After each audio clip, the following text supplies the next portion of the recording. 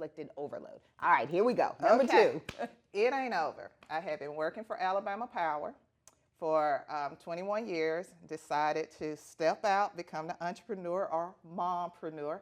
And the book, everybody was saying, what are you going to do? What are you going to do? Like, you leaving the corporate community? I'm like, it ain't over. It ain't over. Wow. There is an opportunity in the midst of everything that occurs in your life, but you got to be able to see it and believe it. But what happened with this book that is actually it's the 10-year anniversary of It Ain't Over. Please. The book was at the printers. It was May 28, 2014. I was talking to my husband on the phone, and he said, it was 10 a.m., and he said, hey, have the boys ready at 2 o'clock. I'm going to take them to the barbershop today. I said, okay. At 2 o'clock, I was at Brookwood Hospital, and the only thing I remember them saying is, we're sorry. We've done all we can do. And I'm like, well, excuse me? Well, what are you trying to say? So in 4 hours, I went from being happily married, entrepreneur, living what I consider my stress-free, peaceful life, and now at 2 o'clock on May 28, I am now a widow and a single mom. At the same time. At the same time. But it ain't over.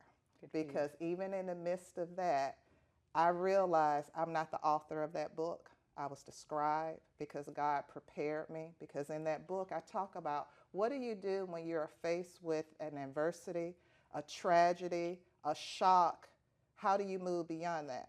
Well, you got to be able to have the right perspective, which is there's got to be an opportunity in this. And when it comes to your opportunity, I love formulas. You know, my background is engineering.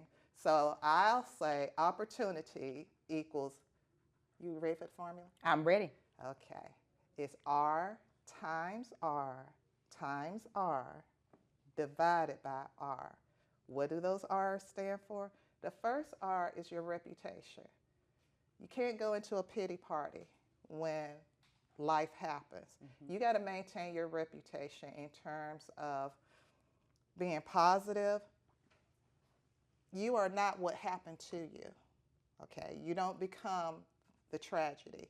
So maintain your reputation. The second R is your resilience. You can't quit. You got to keep moving. Okay, can we lay in the bed for a couple of days and have a pity party? Yes, okay, you can do that. Right. Just for a couple of days. And then you got to get up because it ain't over. The last R is your relationships. The people you have in your inner circle, they are very important to you seeing the opportunity in the midst of tragedy, okay? If the people who are in your inner circle aren't cheering you on and supporting you, it's time to make your circle smaller. And then the last R that you divide by is the resurrection. Because there is, yes, it's resurrection. Because I know of a man who they accused of a crime that he had not committed, and they persecuted him, took him to trial on Friday, and they celebrated when they thought they had crucified him and got rid of him. But 72 hours later, okay. I love it, I love it, I love it. He was back because to me, he represents to me in my walk that it ain't ever over.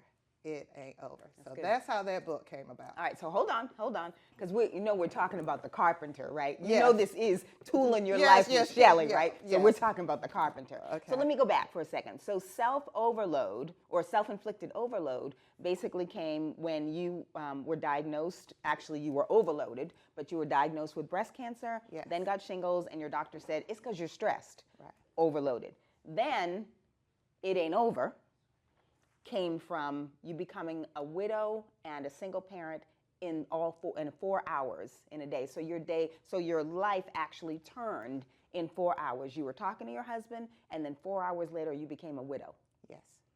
What's next?